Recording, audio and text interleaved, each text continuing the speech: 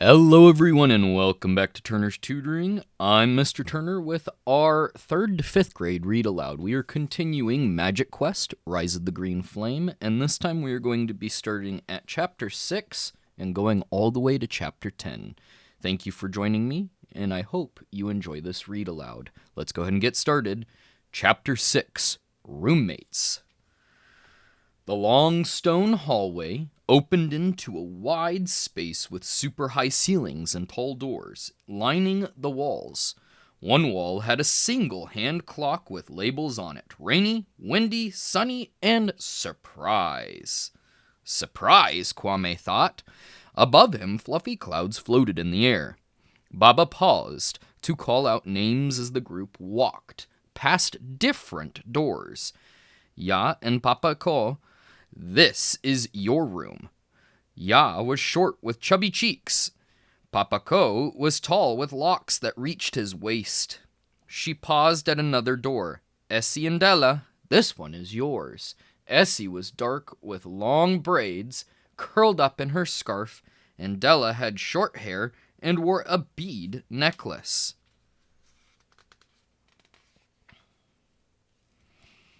Ping! The clock's hand moved to Rainy. A rainstorm began inside the hall. Baba shouted above all the squealing students, "Not to worry, I have just the thing." Kwame watched as she dropped a dried worm into her calabash. Aputro bra. Suddenly, multicolored frogs appeared in the hall. They were holding umbrellas. The frogs hopped up onto the students' shoulders to keep them dry. Kwame giggled as a frog hopped onto his shoulder. Cool! The group continued down the hall. Kwame, Fifi, this is your room, said Baba. Kwame and the boy with fire-shaped hair stepped out of the group. So his name is Fifi, Kwame thought. Then they smiled at each other. Baba turned to them. Your family's already sent your suitcases. Unpack and get ready for lights out. As Kwame and Fifi stepped inside, their frogs disappeared. There were 2 beds on opposite sides of the room. Kwame plopped down on one bed, but he jumped up when he heard a sizzling sound. Fifi heard the same strange sizzling noise on his side of the room. The boys' eyes widened when they saw that their names had been magically carved in gold on their beds. Wow! Magic frogs and now magic beds. I cannot wait to see what happens next, Kwame said. Fifi smiled shyly. Me too. When they finished unpacking, the lights went out. Stars glowed on the ceiling. Kwame slipped into bed, but as he lay there, he saw a shadow move across the room. Chapter 7, New Friends. Kwame watched the shadow move toward him. Then tap! A small bright light filled the room. It was Fifi. He cupped the light in his hand. This is a sunspot from Ajakrom. Fifi held out his hand. Want to see? Kwame took the sunspot from Fifi. It felt warm. It's amazing, he said. Are you from Ajakrom? Fifi sighed. Sort of. My dad's work takes him all over. Where he goes, I go. Gosh, how many places have you lived? Kwame asked. Too many, Fifi's face darkened. But now I can finally stay in one place, here at Nakonya School. Kwame couldn't imagine moving all the time. How lonely. It must have been hard to make friends, Kwame said. Then he pulled out his famous Calabash Users magazine. Want to see something cool?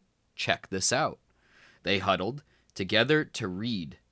That's my grandpa, Kwame said, pointing to a picture. No way. Your grandpa is Atto, the Sun Master? Fifi said, eyes wide. Atto was the first Sunwielder to combine the power of the sun with Calabash magic. Kwame nodded, then frowned. I thought magic would come easily to me because Grandpa's so famous. But the elders can't even tell me my magic type. Try not to worry. I'm sure you'll find it out tomorrow, Fifi yawned. Bedtime, I guess. He carried the sunspot to his bed. Soon, Kwame heard a tap. The room went dark. "Good night, Kwame," Fifi whispered. "Good night, Fifi," Kwame replied. Kwame tossed and turned, but he could not fall asleep. He was worried about his calabash, and he wondered what his first full day of magic school would be like. Chapter 8. Silver Bowls. Kwame was confused when he woke up. "Where am I?" he thought, but then a smile stretched across his face. Nakonia School. His mood quickly sank, though, when he heard sniffling from Fifi's bed. "Are you okay?" Kwame asked. Fifi wiped his face. "Yeah, I just miss my dad." Kwame sat next to him. "I miss my parents too. But I've already made a new friend, so that's great." He grinned at Fifi, who smiled back. "Hey, do you play aware?" Fifi asked. Kwame pointed at his chest. "I am an aware champion." "So am I." Fifi brought out his game board and said, "Bo!" The aware balls floated in the air and dropped into the board holes. "Let's play." The boys played until a bell rang. Clang!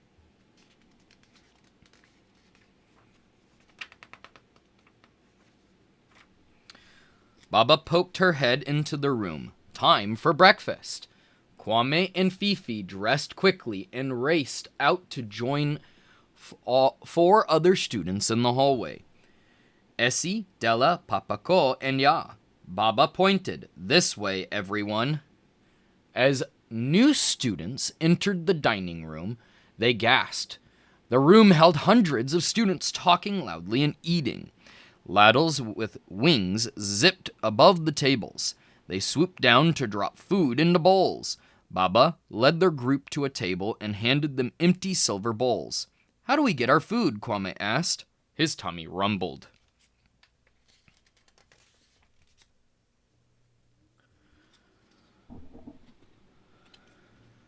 Baba smiled. "Tell the bowl what you want, loud and clear." "Really?" Della asked. Baba nodded. "Can I have coco and couscous, please?" Kwame asked. Kwame watched a ladle swoop down to his bowl with steaming porridge. Then a plate of warm bean cakes appeared. "My turn," Fifi said. "Can I have the same, please?" A ladle filled Fifi's bowl next. "This tastes so good," Fifi said, taking a bite. "It's better than my dad's." "Better than my mom's," Kwame agreed, his mouth full. Baba laughed. Magic ladles are great cooks. When they finished eating, Baba called for them to line up. "Let's get you all to your first class." Chapter 9. The First Class. Baba led Kwame and the other new students to a set of classrooms. She split the group into two and waved 20 students into each room. "Have a great day," she said. Miss Kumi stood at the front of Kwame's classroom. Colorful calabashes lined the walls. Others floated in the air, bubbling and puffing out rainbow-colored smoke. Some even sparkled and glowed. There were rows of desks, and each desk held a calabash and a matching backpack.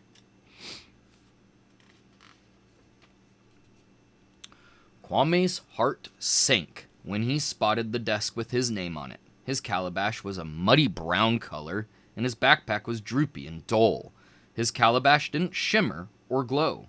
"Mine doesn't look very magical," he thought. Fifi tapped Kwame's shoulder, smiling. "Our desks are next to each other." Kwame didn't say anything. He just sank into his chair. Miss Kumi began to speak. "Welcome to your first magic class, students. The tree gifted you each a calabash. Remember, calabashes are living things. Friends, not tools. You must offer a gift to your calabash since you are meeting each other for the first time. When it accepts your gift, you will be ready to do magic." She gave everyone 2 cola nuts. "Drop the nuts into your calabash and say, 'Yeme anamfo.' Ya, a time-bender, went first. Ya me adamfo. He shouted, his calabash glowed white. Well done, Ya, Miss Kumi said. Essie, a sun-wielder, went next. Ya me adamfo.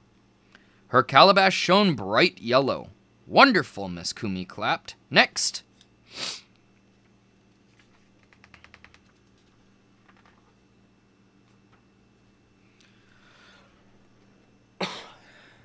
It was Fifi's turn.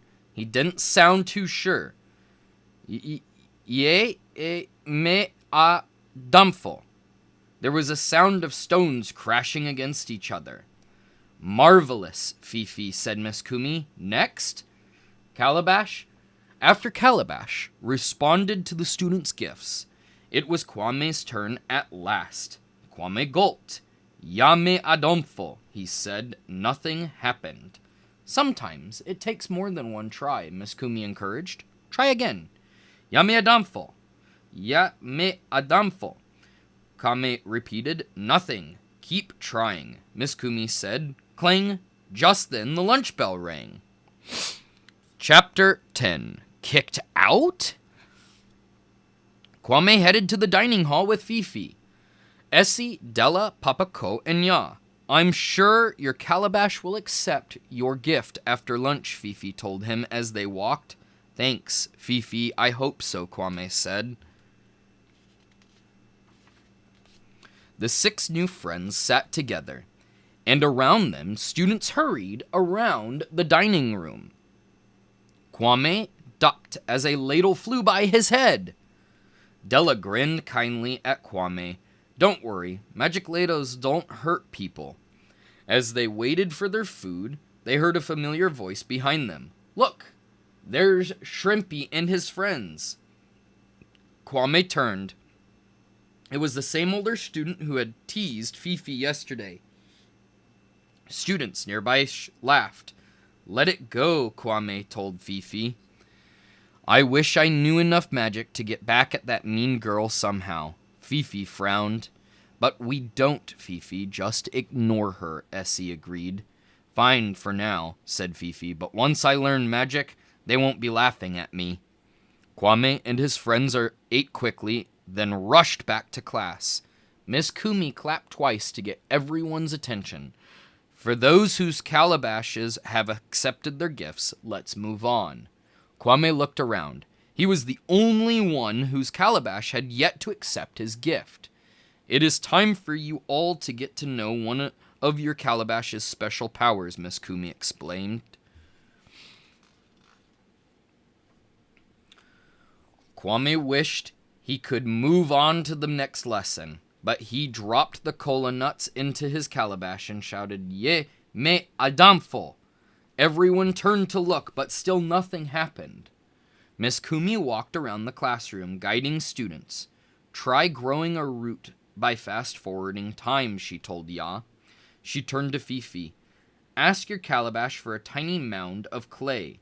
When she reached Kwame, she patted his back. Keep trying. Kwame felt his palms getting sweaty. The students around him were already doing magic. Yame adonfo, he said over and over. Nothing happened. After more tries, Miss Kumi knelt beside him. Kwame, you should go see Principal Wari. Kwame's heart sank. Am I getting kicked out of school? Just then, Baba entered the classroom with a whoosh. She helped him pack his bag and took his calabash. As Baba walked him out, Kwame could feel everyone's eyes on them. Fifi gave him a thumbs up as he walked past, but Kwame wanted to sink into the ground.